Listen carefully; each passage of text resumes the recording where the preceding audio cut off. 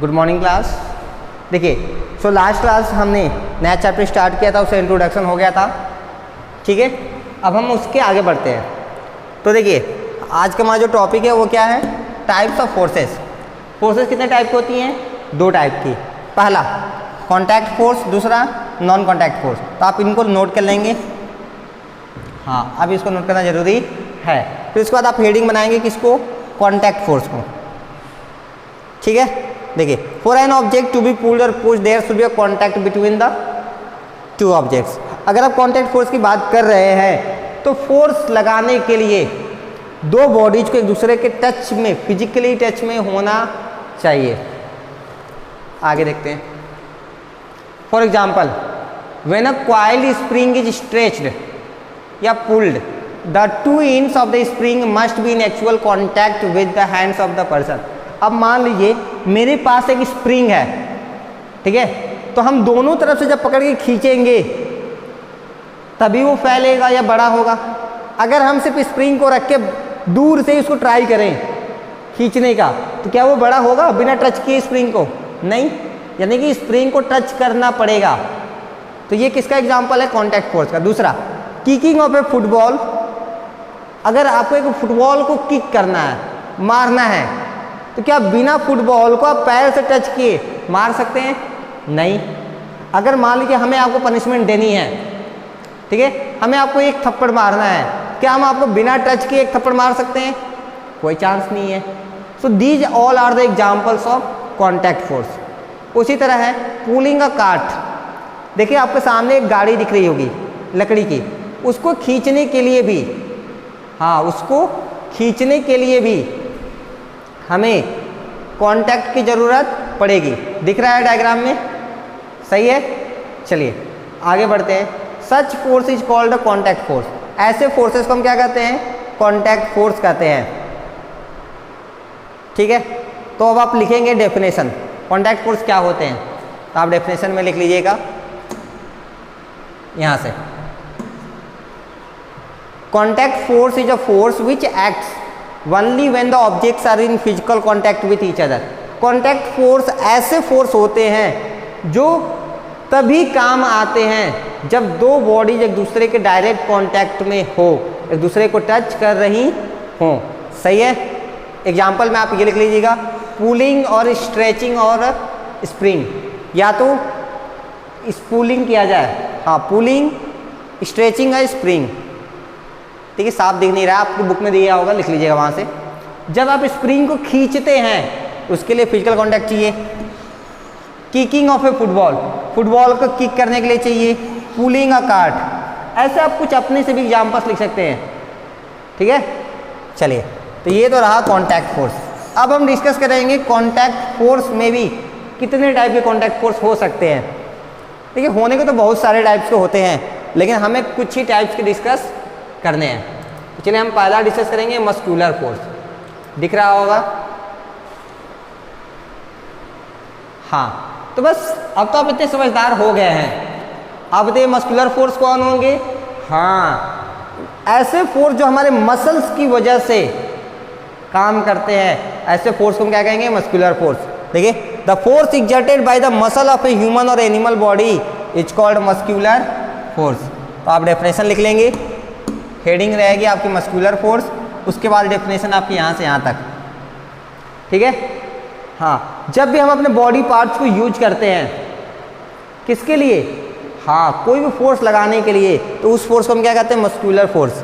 देखिए we use our muscles for during walking, टहलने के लिए, रनिंग दौड़ने के लिए, किकिंग, लिफ्टिंग, इस सब के लिए हम अपने मसल्स का यूज करते हैं। So that is the example of muscular force. Animals exert muscular force to do heavy work such as pulling a cart. आपने देखा बैलगाड़ी? नहीं देखा आपने? कोई बात नहीं, पुराने ज़माने में यूज होते थे, अब तो कार आ गई। देखिए बैलगाड़ी जानते तो है ना क्या होता है बैलगाड़ी में? हाँ दो बैल होती थी और पीछे एक उसके साथ काट जोड़ दिया जाता था। जब वो बैल को हम लोग मारते थे तो वो चलता था, साथ साथ गाड़ी भी चलती थी ना।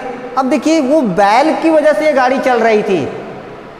बात ध्यान समझिएगा, बैल जब चले तो बैल में इस लकड़ी का हिस्सा बांधा गया था और इस वजह से ये गाड़ी भी आगे बढ़ रही थी। तो बताइए बैल के मसल्स काम किए होंगे, उसकी वजह से सब कुछ हो रहा है, इसका मतलब वो भी क्या है, मस्कुलर फोर्स का एग्जाम्पल है। प्लोविंग, पहले बैलगाड़ी से खेती भी होती थी, जुताई। अभी तो फिलहाल हाँ प्लोवर आ गए हैं ना, सब वो मशीन से करने लगे हैं, लेकिन पहले ऐसा नहीं होता था। पहले तो ट्रैक्टर इतनी थी नहीं, अभी तो ट्रैक्टर्स आ गई इतनी सारी। तो हम कैसे करते थे, तो भी हम बैल का यूज करते थे। तो वो काम भी बैल की हेल्प से होता था, यानी बैल के मसल्स की हेल्प से होता था। That's why they is the example of muscular force. Carrying heavy loads, भारी चीज़ों को ढोने में भी यूज करते हैं, वहाँ भी हम क्या यूज करते हैं, हाँ मसल्स यूज करते हैं। सो वो भी एग्जाम्पल किसका है, मस्कुलर फोर्स का। तो आप उसमें से डेफिनेशन लिखने के बाद एक एग्जाम्पल इसमें से लिख लीजिएगा, एक इसमें से लिख लीजिएगा, हाँ, ताकि दोनों हो जाए, एनिमल्स वाले भी हो जाए और ह्यूमंस वाले भी हो जाए।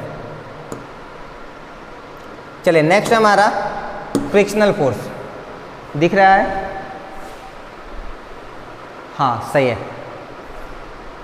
देखिए बैलगाड़ी का फोटो दिया है, देखिए जब ये बैल से ये अटैच है गाड़ी यहाँ पर, जब ये बैल खूब आगे चलेगी मेहनत करके, तो इसके मसल्स काम करेंगे उसको आगे लेके जाने में, इसके पैर ही तो काम करता है ना उसको आगे लेके जाने में।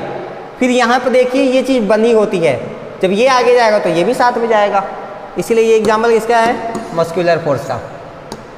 चलिए नेक्स्ट हमारा फ्रिक्शनल फोर्स। अब देखिए ये क्या होता है, आप यहाँ से इसको लिख लेंगे, डेफिनेशन ये है, फ्रिक्शनल फोर्स और simply friction is already examples of is an another example of contact force. हमको लगता है यहाँ पे अल्सो होना चाहिए, आप बुक में देख लीजिएगा, is also, ALSO, example of contact force. आपको लिखना नहीं है, बस वो आपको इसे वहाँ पे दिख नहीं रहता, इसलिए हम बता दिए। देखिए the force acting between two surfaces और contact which opposes the motion of one over the other is called force of friction. अब ध्यान समझिएगा, कई बार क्या होता है, अब इसलिए हमें थोड़ी सी ड्राइंग बनानी पड़ेगी। अब मान लीजिए एक रास्ता ऐसा है, कैसा है, ऐसा है, और एक रास्ता ऐसा है। कार तो बनाने आती नहीं मुझे, चलिए कुछ भी बना देते हैं, हाँ ट्रक बना देते हैं। कैसा ट्रक बन गया, कोई नहीं, आप समझ जाइएगा, आप समझदार है ना। मान लीजिए ये क्या है, एक ट्रक है, थोड़ी सी खराब दिख रही है बट मान तो सकते ही हैं। मान लेते ये भी क्या है, एक ट्रक है, इसका पहिया नहीं दिख रहा है, यहाँ पर एक पहिया भी है, वही ट्रक यहाँ भी ला देते हैं हम, दिखेगा ही नहीं। चलिए इस बार ट्रक हम इधर बना देते हैं, इस बार तो लग रहा है अच्छा बन गया, हाँ इस बार ठीक बन गया। अच्छा ये तो वैन बन गई, स्कूल वैन। चलिए इस पर स्कूल का नाम लिख देते हैं अब, B&B इंटरनेशनल स्कूल। थोड़ा सा अजीब लग रहा है ना, अच्छा कोई बात नहीं, आप समझ जाइएगा ना, हाँ आप अपना अच्छे से बना लीजिएगा।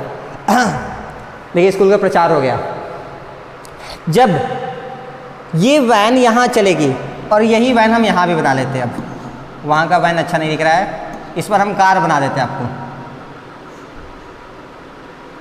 हाँ कार तो अच्छा बन गया भाई, हाँ ड्राइवर यहाँ बैठा दीजिए, यहाँ भी सीट है, ठीक है। कार थोड़ी उल्टी दिख रही है बट कोई नहीं। अब मान लीजिए दोनों इधर ही जाना है, किस केस में गाड़ी के चलना आसान है, हाँ किस केस में गाड़ी के चलना आसान है, सिंपल है, इस पे। क्यों, क्योंकि ये रोड बढ़िया है ना। अब ये देखिए इस पे चलना मुश्किल है, क्यों, क्योंकि रोड क्या है, हाँ रोड पे बहुत सारी हिंड्रेंस है, हिंड्रेंस का मतलब बैरियर्स है, हर जगह गड्ढे हैं, होल्स है। ये गाड़ी ऐसे जाएगी, फिर ऐसे आएगी, फिर ऐसे जाएगी, फिर ऐसे आएगी, यानी कि जंपिंग जपाक होता रहेगा, सही है। तो अब ध्यान से देखिएगा, अब हम यहाँ से क्या कर सकते हैं, अगर ये सरफेस स्मूथ है तो गाड़ी आराम से चलेगी, अगर ये सरफेस रफ है तो गाड़ी आराम से नहीं चलेगी। यानी कि अगर दो चीज़ों को कांटेक्ट में रखा गया है, अगर उनके बीच का सरफेस बिल्कुल स्मूथ है तो चीज़ें आराम से स्लाइड करेंगी, अगर वो चीज़ रफ है तो चीज़ें आराम से स्लाइड नहीं करेंगी। बात समझ में आ गई? तो ये जो फोर्स लगेगा उसी फोर्स को हम क्या कहते हैं? फ्रिक्शन फोर्स कहते हैं। ठीक है, अब ध्यान देखिए, the force acting between two surfaces in contact with opposes the motion. जब दो सरफेस एक दूसरे के कॉन्टैक्ट में हो और रफ सरफेस है और एक गाड़ी चल रही है, तो वो सरफेस क्या चाहेगा? वो गाड़ी स्लो चले या फास्ट? हाँ, सरफेस तो चाहेगा कि वो स्लो चले, यानी कि वो उसकी स्पीड को कम करेगा। इसी प्रोसेस को हम क्या कहते हैं? फ्रिक्शन। और जो फोर्स लग रही है उसे हम क्या कहते हैं? फ्रिक्शनल फोर्स कहते हैं। सही है? ऐसे ही जब आप क्रिकेट खेलते हैं, आप किसी बॉल को हिट कर देते हैं, तो बॉल जब जा रहा होता है, थोड़ी देर के बाद वो कुछ दूर जाके बॉल रुक जाता है। क्यों रुकता है? क्योंकि सरफेस स्मूथ नहीं था। अगर सरफेस बिल्कुल स्मूथ रहता तो बॉल अभी और आगे जाती। तो बॉल क्यों रुका? फ्रिक्शन की वजह से। अब नेक्स्ट देखिए, the force of friction acts along to surface in contact. Friction तभी काम करेगा जब दो बॉडी एक दूसरे के टच में हो। हाँ, जब तक वो टच नहीं करेंगी। अब मान लीजिए आप जो रोड थी, हम फिर से बना देते हैं, कुछ ऐसे ही रोड था, जब गाड़ी इसके ऊपर से जा रही थी तब तो उसकी स्पीड पे स्लो कर रहा था। अब हम बनाएंगे हवाई जहाज। अच्छा, हवाई जहाज तो बनाने ही नहीं आता मुझे। ये क्या बना रहे हैं? देखिए, कुछ हेलीकॉप्टर टाइप का बनाने की कोशिश कर रहे हैं। हाँ, बन गया। ये देखिए, ये है हेलीकॉप्टर। कैसे हेलीकॉप्टर है? कोई नहीं, अब मान लीजिए ये क्या है? हेलीकॉप्टर। अब बताइए, अगर ये हेलीकॉप्टर जा रहा है तो क्या इस हेलीकॉप्टर की इसके रोड से कोई फर्क पड़ता है? नहीं। क्यों? क्योंकि हेलीकॉप्टर तो उड़ के जाएगा, इसमें चल के थोड़ी जा रहा है उसको। तो इस रोड से इस हेलीकॉप्टर को कोई इफेक्ट नहीं पड़ेगा, यानी कि इसकी वजह से इसके ऊपर कोई फ्रिक्शन काम नहीं करेगा। तो फ्रिक्शन तभी काम करेगा जब दो चीजें एक दूसरे के कांटेक्ट में होंगी। बात मेरी समझ में आ रही है? यही चीज यहां लिखी हुई है। कहाँ गया? हाँ, the force of friction acts along the two surface in contact. अगर कॉन्टैक्ट नहीं है तो फ्रिक्शन फोर्स काम नहीं करेगा। नेक्स्ट देखिए, the force of friction is due to the roughness on the surface of the bodies in contact. ये force of friction क्यों है? रफनेस की वजह से। जो सरफेस है वो रफ है, खुरखुरा होगा, उस पर गड्ढे हो सकते हैं, ताकि हाँ, अगर वो स्मूथ रहता तो फ्रिक्शन काम करेगा ही नहीं। अब ध्यान से देखिएगा, अगर मैं सरफेस को स्मूथ बनाते जाऊं तो फ्रिक्शन बढ़ेगा घटेगा? घटेगा।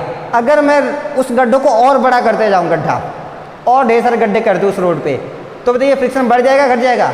फ्रिक्शन बढ़ जाएगा। नेक्स्ट देखिए, a smooth surface exerts lesser force of friction than a rough surface. अब आपके पास दो सरफेस है, एक स्मूथ है एक रफ है, बताइए किस केस में फ्रिक्शन ज़्यादा? हाँ, जब रफ केस होगा यानी कि उसमें गड्ढे ज़्यादा, फ्रिक्शन ज़्यादा। गड्ढे कम, फ्रिक्शन कम। समझ में आया मेरी बात? कर सकते हैं? चलिए, अच्छा आपने कभी देखा जब गाड़ी की सर्विसिंग वगैरह होती है, अगर कभी आप गए होंगे साथ में पापा के, आपको पता होगा, नहीं तो पापा से पूछिएगा, जब बाइक की सर्विसिंग वगैरह होती है तो हम उसमें ग्रीस डालते हैं। या साइकिल तो आपने चलाए ही होंगे, चैन में ग्रीस डालते हैं ना। क्यों डालते हैं? क्योंकि जब ग्रीस डालते हैं तो वो क्या करता है, सरफेस की जो कॉन्टैक्ट है उसको स्मूथ बनाता है। क्या बनाता है? स्मूथ। तो ये उससे फ्रिक्शन बढ़ जाएगी घट जाएगी? हाँ, उससे फ्रिक्शन घट जाएगी। यानी कि इस पूरे प्रोसेस को, जिसे हम ग्रीस डाल के फ्रिक्शन को कम करते हैं, उसे हम बोलते हैं ल्यूब्रिकेशन। अभी आगे पढ़ेंगे हम उस सब अच्छे डिटेल्स में, बस आप ये जानते रहिए। क्लियर है? चलिए, क्लियर है तो मेरा हेलीकॉप्टर उड़ने दीजिए। जिसको स्कूल वैन छूट जाएगी वो हेलीकॉप्टर जाकर उसको ले आएगा। टाइम देख ले आज कितना हुआ।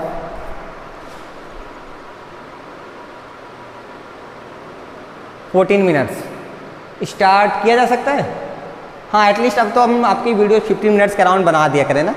चलिए, नेक्स्ट हम पढ़ेंगे नॉन कॉन्टैक्ट फोर्स। देखिए, कॉन्टैक्ट फोर्स हमने दो टाइप के फोर्स सीखे। कौन कौन से? हाँ, muscular force and frictional force. अब हम पढ़ने जा रहे हैं नॉन कॉन्टैक्ट फोर्स, यानी कि अब हम दूर से ही किसी को फोर्स लगाएंगे। जादू नहीं, मैग्नेटिक फोर्स है, इलेक्ट्रोस्टैटिक फोर्स है, ये फोर्स है। जादू थोड़ी होता है। साइंस क्या है? जादू क्यों है यही बता देगा साइंस आपको। सही है? चलिए, there are some kind of forces which can be exerted from a distance without touching the object. ऐसे बहुत सारे फोर्स हैं जो कि बिना बॉडी को टच किए भी इस पे अपना काम करते रहते हैं। उनको हम क्या कहते हैं? हाँ, they are known as non contact force. For example a magnet can exert a pull. Magnet क्या कर सकता है, आयरन ऑब्जेक्ट्स को अपनी ओर अट्रैक्ट कर सकता है बिना टच किए। वो अलग बात है, अट्रैक्ट होने के बाद तो टच हो जाते हैं, लेकिन जब वो अट्रैक्ट करता है उस टाइम पे तो टच नहीं करता ना, जब हम दूर रखते तभी वो अट्रैक्ट कर लेता है। तो ये कैसा हो गया, नॉन कॉन्टैक्ट फोर्स। और अगर दो मैग्नेट ले लिया आपने, सेम डायरेक्शन के रखे हैं, तो क्या करते हैं, एक दूसरे को रिपल भी करते हैं। आप एक मैग्नेट लेके आते हैं दूसरे के पास, वो भागता रहता है, फिर लेके आते हैं फिर भागता रहता है। खेले तो होंगे ही आप लोग। हाँ देखिए, वो भी एक दूसरे को टच नहीं करता, फिर भी एक दूसरे के ऊपर फोर्स लगाते रहते हैं। That is also the example of non contact force. The force which can act, अब डेफिनेशन की बात करते हैं। तो ये आपकी हेडिंग है आज की, और उसके बाद आपका ये डेफिनेशन है।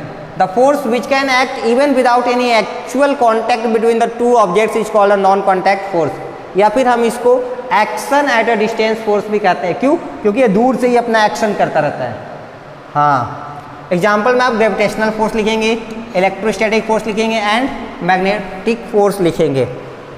मैग्नेटिक फोर्स तो आप समझ ही गए। इलेक्ट्रोस्टैटिक फोर्स याद है, हम लोग पिछले क्लास में वो कॉम्ब वाला एक्सपेरिमेंट किए थे। हाँ, जब हम कॉम्ब को रब करके पेपर के छोटे छोटे टुकड़े के पास लेके आते तो दूर से वो उसको अट्रैक्ट करता था। हाँ, वो है इलेक्ट्रोस्टैटिक फोर्स। अभी डिटेल्स में पढ़ेंगे, फिलहाल नाम जानते रहिए। एक है ग्रेविटेशनल फोर्स। अभी हमने कहा था ना, जब हम इसको छोड़ेंगे ये नीचे जाएगा, यानी कोई तो है जो इसको खींच रहा है, हम तो थोड़ी ही खींचे थे। देखिए, हमने थोड़ा खींचा, लेकिन ये क्यों जा रहा है, यानी कि अर्थ इसको खींच रही है, यानी कि अर्थ इसके ऊपर एक पुल फोर्स लगा रही है, वो खींचने वाला फोर्स लगा रही है।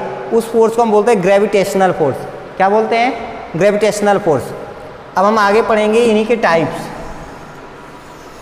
तो अब हम कल इनके बारे में डिटेल से पढ़ेंगे। पहले पढ़ेंगे मैग्नेटिक, फिर पढ़ेंगे इलेक्ट्रोस्टैटिक और ग्रेविटेशनल, जो भी दिया हो। ठीक है, बस आज इतना ही। Till that, thank you so much.